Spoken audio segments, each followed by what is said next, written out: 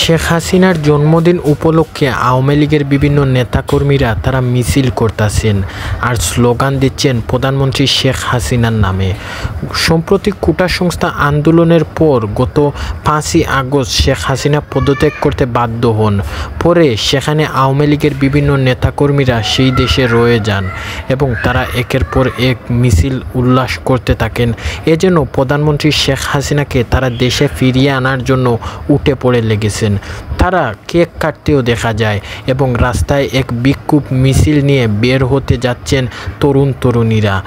পরে জানা গেছে এরা হচ্ছে বিভিন্ন ভার্সিটি এবং কলেজের ছাত্রছাত্রীরা, যারা শেখ হাসিনাকে দেশে আনার জন্য এবং শেখ হাসিনার জন্মদিন পালন করতেছে, যা এটি মোটেও কাম্য নয়। এরপর পুলিশরা তাদেরকে বিভিন্নভাবে তাড়িয়ে দেওয়ার চেষ্টা করতেছে, কিন্তু সম্প্রতি তারা তাদের নেত্রীর মায়ায় পড়ে সেখান থেকে আর ত্যাগ করতে রাজি হচ্ছেন না।